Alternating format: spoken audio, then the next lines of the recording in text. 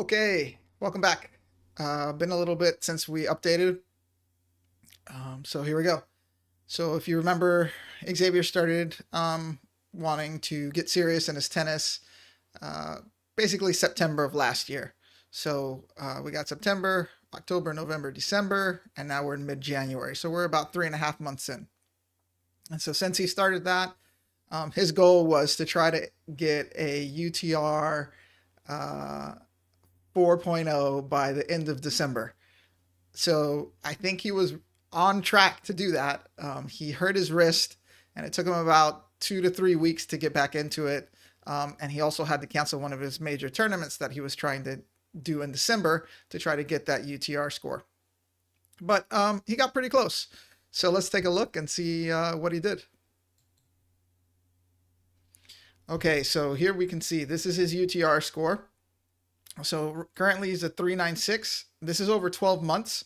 So, as time goes on, this is going to go higher. It's going to start trending toward his 3 month trend, which is a 4.09, which is really good. So he did get to where he wanted to go, and he's doing really well. He's had a lot of good matches. So this is a nice little graph here. Here you can see all these red dots are wins. And then this is the time. So this goes back to February. So in about a month, all these are going to drop off here. But the red dots are wins. The gray dots are losses. And you can see that he started playing. Actually, he was playing during these months as well. But they were going towards his WTN. So let's see if I can open that up. So here you can see October, November, he started doing some match play. This is the tournament that he had to pull out of, so you can see it withdrew, and he was pretty bummed out about that. It was November, not December, so okay. But yeah, so he's been playing since October. Like I said, he started in September, and then he started playing matches in October. So let's see what we have in October. So you can see his UTR score, what it was then, and how he did. This was a really tough match for him.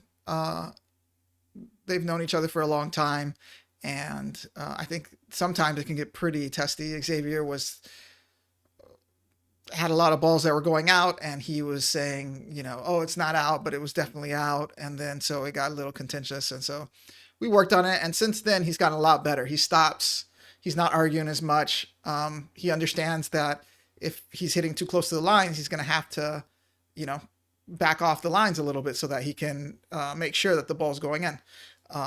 So he's gotten a lot better. He doesn't do that anymore, but that was a bad day for the way he was playing. And so he lost this in a close match.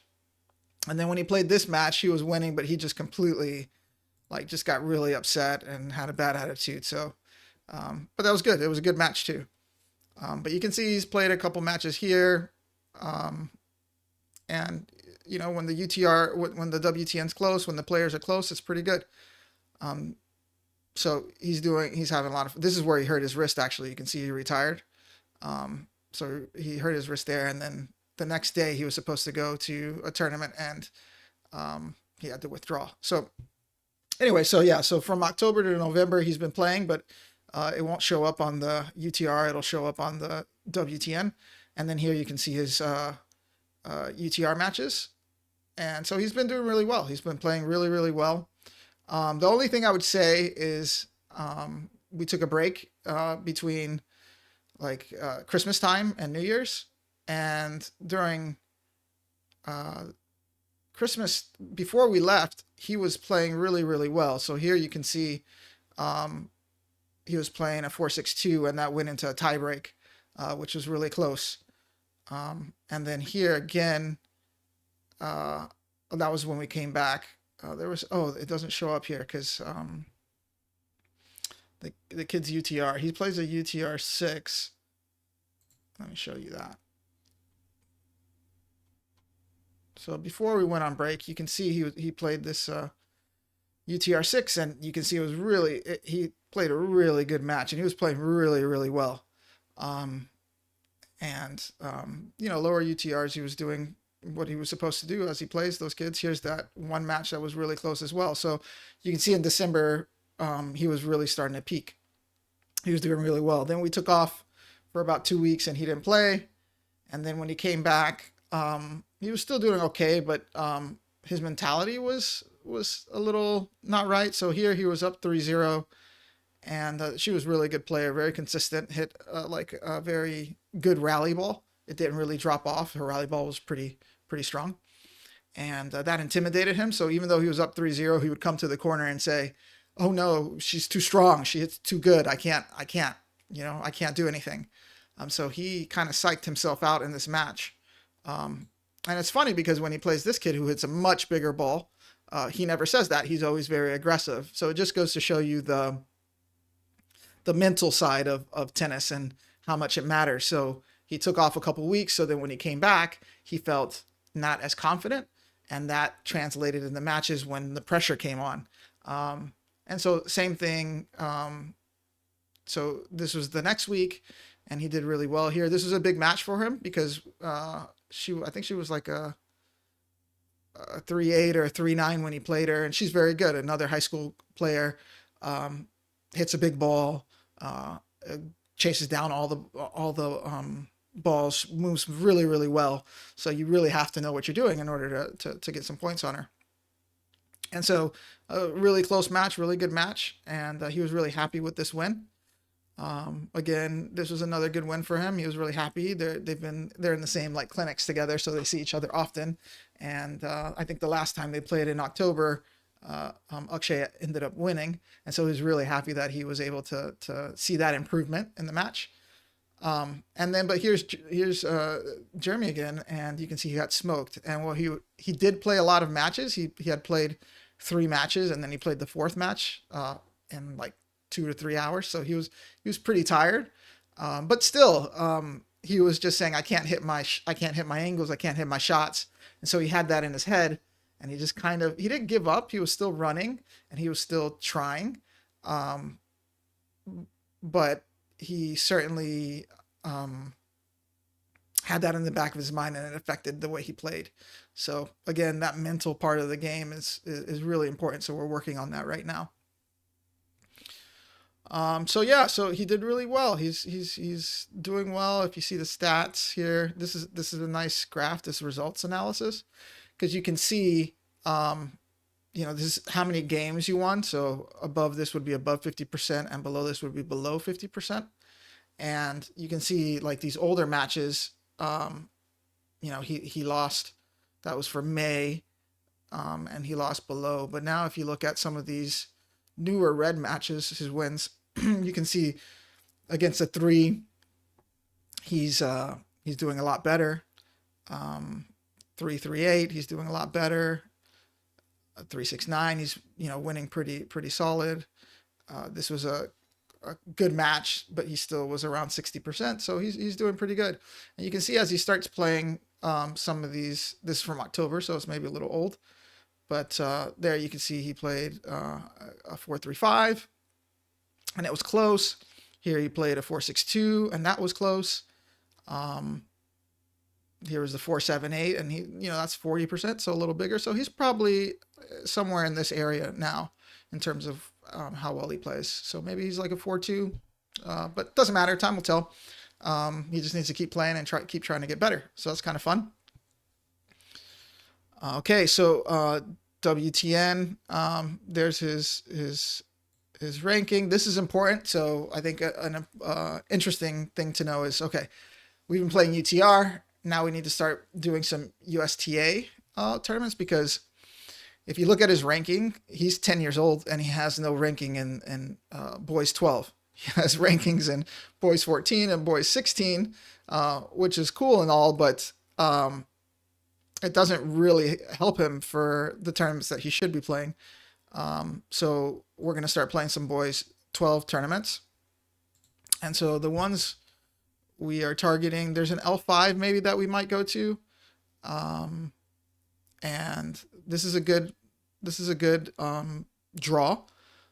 So we could go to this, but he doesn't have any rankings, so that kind of makes it tough. for him because he might not make it. So I think it's a 24 max. So without any draws, he might get out. But he's right in the middle of the pack, so this would be a really good tournament for him. And then the other one is this one here, which is next week. So yeah, we could be going to this tournament as well.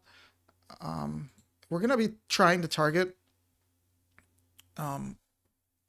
one tournament a month, maybe 2 tournaments, just for him to start getting that competition. So one thing I've noticed is that when he plays a new player, mentally he approaches it different than playing a player that he's comfortable or knows. So playing more diverse players, or a more diverse set of players, and having to kind of sharpen that mental toughness, I think is going to be good for him. So we're going to get him to start playing some of these tournaments, and eventually he's going to need competition on his level. So when he gets to 4 or 5, there's kind of a gap. There's a lot of people in the 2s and 3s, a few in the 4s, and then 5s and 6s, it starts kind of dropping off. So he's going to have to travel and play more tournaments. And so in order to get into those tournaments, you need to get points, and those points are based on wins in the different level tournaments. And maybe I'll make another video later talking about how you get points in the tournaments and what to do. So if you're interested, let me know, and I'll try to make that video. So yeah, so he's going to play some of these level 6s and maybe a level 5 to try to get some points. And once he gets those points, you know, he could have some more fun playing better players. We don't really care about what he's ranked right now. It's just trying to get the work in, trying to have the discipline, playing against good players. That's what it's all about for us right now. So, and then since he's 10, you know, it's still too early to really think about, in my opinion, it's still too early to really think about what he's going to do with his tennis career. My goal has always just been to use it as something to help him refine his skills and get better and learn what it is to work hard at something, and like the amount of work it actually takes to get good at something. I think that's, if the earlier you can teach your children that, the better. And so tennis is great because it's an individual sport. You can't really hide behind anybody. The mental pressure can be challenging, but I think if the parent's understanding and tries to put the, you know, care in there, I think it's a really healthy thing. And then just what it takes to be good. You know, you really have to work really, really hard to elevate your game. And so, yeah, that's why we do tennis. And so it's something he'll have for the rest of his life. Tennis is a lifelong sport, and it's something that he can be good at. And if he wants to go blow some steam off, he can go do that. He can go hit, he can go play with somebody, play a pickup game, play at a league, and it'll be something that'll serve him and my daughter for the rest of their lives. I should give an update on my daughter. I'll try to record some video and show you how Elle's doing. She's starting to get excited. Her path is very different than Xavier's path in terms of how they approach tennis. And I'll try to talk about that a little bit later. Yeah. So that's a quick update for now. I'll try to show some video of Xavier playing doubles here and like next week or something. All right. Take care, guys. See ya.